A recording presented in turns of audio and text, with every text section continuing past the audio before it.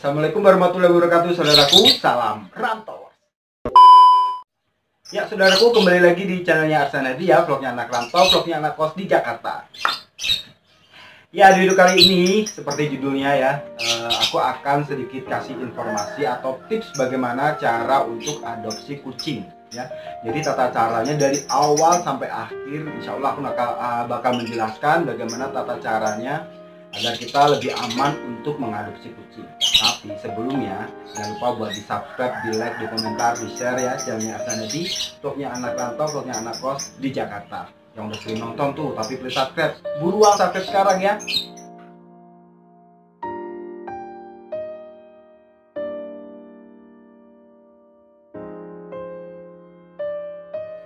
Jadi yang pertama yaitu lingkungan. Kenapa aku bisa sebut lingkungan? Karena kita harus di suatu tempat lingkungan yang bisa menerima keadaan anak buah kita. Contohnya keluarga, ya. Mungkin kita cat lover, kita suka sama kucing, tapi di sisi lain keluarga kita nggak suka akan kucing.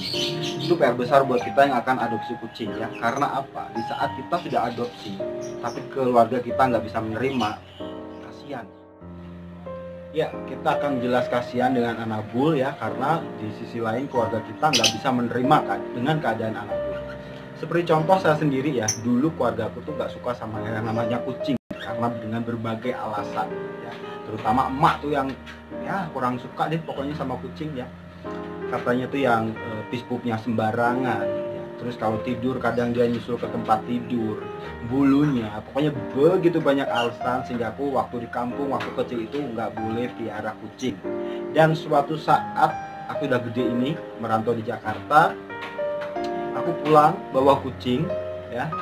Alhamdulillahnya si Koko waktu itu namanya, kucingnya pinter, dia pispupnya di kamar mandi, di WC. Nah dari situlah keluargaku mulai suka yang namanya kucing. Dan pada suatu saat dan akhirnya si Koko meninggal karena diracun sama tetangga. Tahu sendiri ya kehidupan.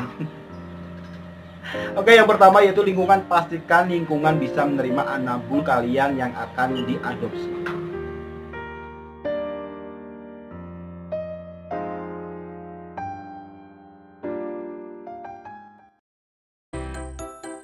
Ya saudaraku, kalau poin pertama yaitu lingkungan sudah bisa menerima saudaraku buat adopsi kucing. Yang kedua yaitu tempat ya. Pastikan sebelum kalian adopsi kalian udah berpikir nanti kucing ini aku taruh mana ya.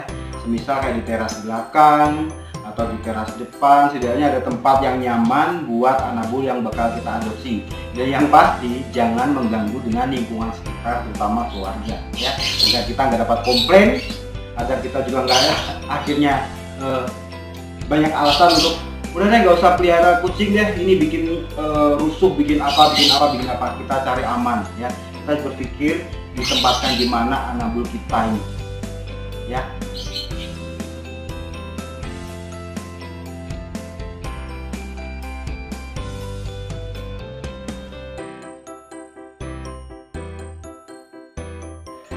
Ya saudaraku, poin yang ketiga yaitu ras. Nah ini juga menentukan ras apa yang kalian cita-citakan atau kalian pengen punya kucing ras apa ya.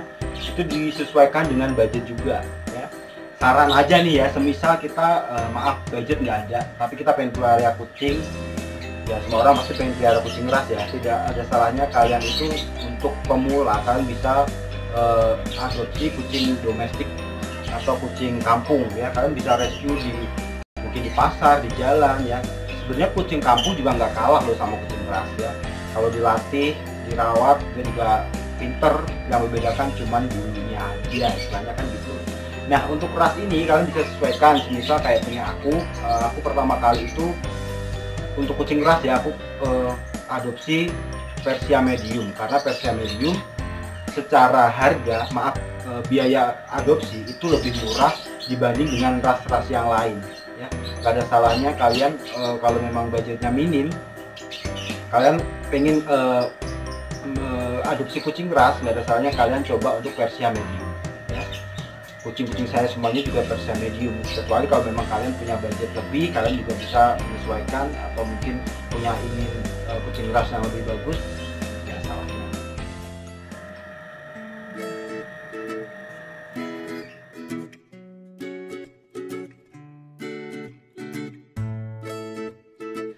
Ya saudaraku, kalau poin pertama udah masuk nih, kedua, ketiga masuk. Nah, yang keempat ini juga menentukan. Yang keempat apa? Tempat adopsi. Kenapa tempat adopsi sangat menentukan? Jadi saudaraku, saya sarankan buat saudaraku yang ingin adopsi kucing ras, kalian harus bisa atau berpikir dan menentukan pilihan. Dalam artian satu, aku kasih saran, kalau bisa kalian adopsi di tempat yang jelas. Tempat yang jelas, contohnya seperti rumah atau cat house gitu yang menyediakan adopsi kucing. Kenapa? Jadi satu, otomatis kalian bisa lihat langsung kucing yang akan kalian adopsi, ya. Kalian bisa lihat kesehatannya, kekurangannya atau kelebihannya. Di situ nanti juga si adopter, si owner yang pertama itu juga bakal menjelaskan kucing-kucing yang akan kalian adopsi kurang lebihnya seperti apa. Itu satu, kita lebih aman di situ, ya. Di situ nanti kita juga dapat penjelasan kekurangan atau kelebihannya si kucing itu, udah di sterilkah, udah divaksinkah atau di apapun, kalian bisa dapat penjelasan dari si owner, ya. Yang kedua, jangan adopsi di pasar hewan. Ini saran saya. Sebenarnya minta maaf nih buat saudara-saudaraku yang mungkin jualan di pasar hewan seperti Jatinegara atau dimanapun. Saya sarankan buat yang adopsi jangan di tempat di pasar.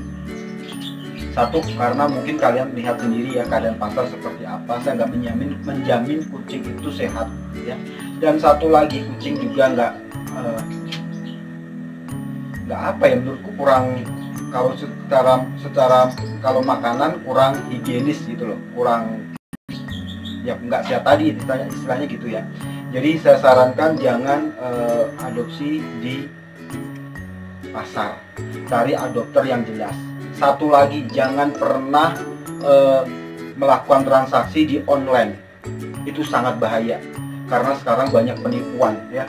Jadi pernah banyak kejadian yang aku lihat di grup itu, udah transfer kucingnya nggak dikirim, ya. Kalau mau kalian bisa COD, dan itu COD pun menurut aku kurang safety. Lebih baik kalian datang ke adopternya, ke ownernya tempat adopsi kucing. Kalian bisa lihat, kalian bisa survei, kalian bisa tanya-tanya langsung dengan ownernya.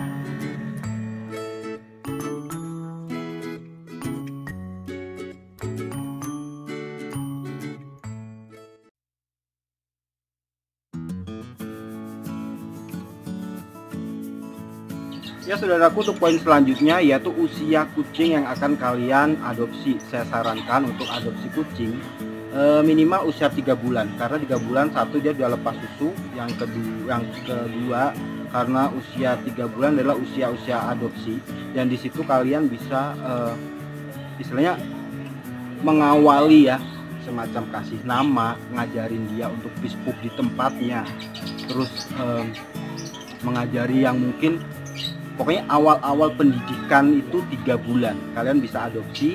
Saya sarankan untuk adopsi kucing kalian bisa mulai dari usia 3 bulan. Dan saya sarankan juga kalian jangan adopsi di usia antara sekitar 8 bulan ke atas, karena usia-usia itu sudah terpengaruh dengan lingkungan sebelumnya. Dan untuk menjinakkan juga agak susah, tergantung kucingnya juga. Dan satu lagi, takutnya dia lepas, karena pelihara kucing itu susah gampang. Di sisi lain, kalau memang kebetulan kalian dapat adopsi kucing dengan usia sekitar 8 bulan ke atas tapi dia nurut, alhamdulillah. Takutnya atau kita berpikir jeleknya, di usia segitu kucing udah mengenal lingkungan sebelumnya, di pikirannya sudah tertanam lingkungan sebelumnya. Kalau dia tidak terbiasa dengan lingkungan baru, dia bisa stres dan akhirnya dia bisa melarikan diri. Nauzubillah min dzalik, bisa mati juga. Makanya saya sarankan untuk poin ini kalian cari adopsi kucing usia yang 3 bulan.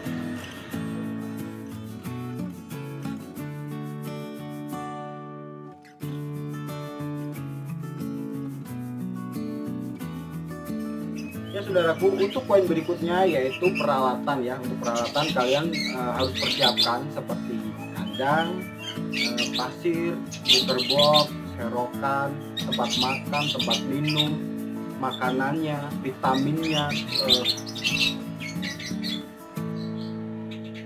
apa namanya?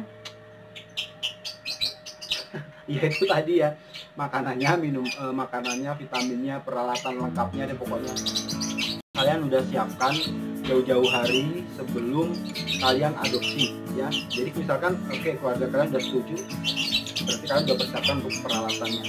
Satu lagi, kalian harus punya biaya lebih untuk merawat kucing, terutama untuk kucing ras, karena kucing ras itu sangat rentan dengan sakit ya.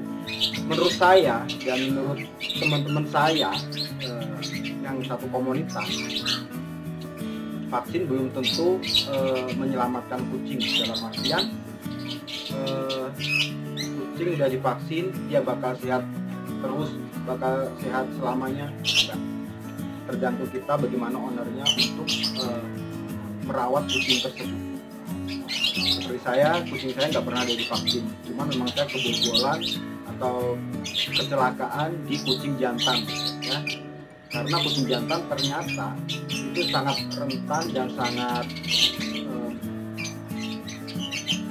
sering terkena kencing batuk, seperti kejadian video aku sebelumnya si Alex meninggal.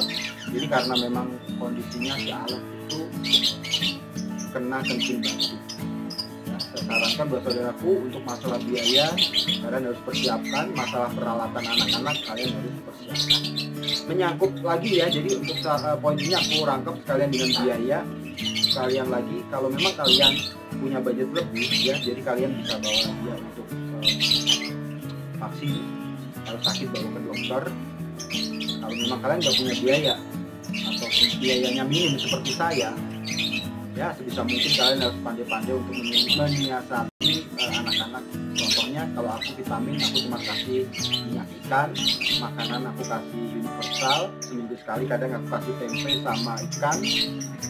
Kalau memang ada rezeki aku kasih makanan kaleng yang wet food. Terus untuk peralatan mandi juga seadanya, mereka mandi pakai sampoku yang aku pakai juga. Terus masalah ke dokter, anak-anakku nggak pernah sama sekali yang namanya dokter. Jadi buat saudaraku nih, untuk pelihara kucing kalian harus menyediakan budget lebih. Harus ngalah ya, kayak saya makan seadanya, yang penting anak-anak pada makan.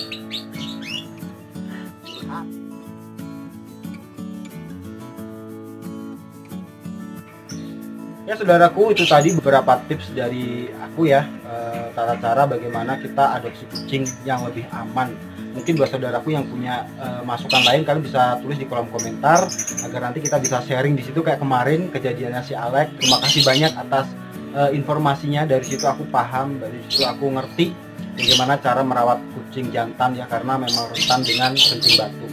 Sekali lagi buat saudaraku yang mungkin punya masukan, punya tata cara atau tambahan ide bagaimana tata cara adopsi kucing, kalian bisa tulis di kolom komentar buat nanti saudara-saudara kita yang mungkin awal ingin memelihara kucing atau adopsi kucing bisa terbantu dengan diskusi kita di kolom komentar dan juga video ini.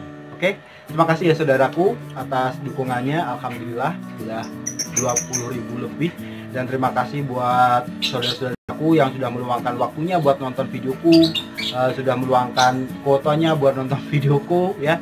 Kalau ada iklan jangan skip, agar aku bisa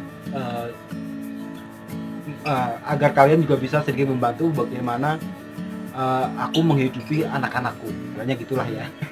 Yang lagi sakit cepat sembuh, yang ulang tahun selamat ulang tahun, doa terbaik buat saudaraku. Tetap di rumah aja biar aku yang bekerja. Assalamualaikum warahmatullahi wabarakatuh. Salam rantau.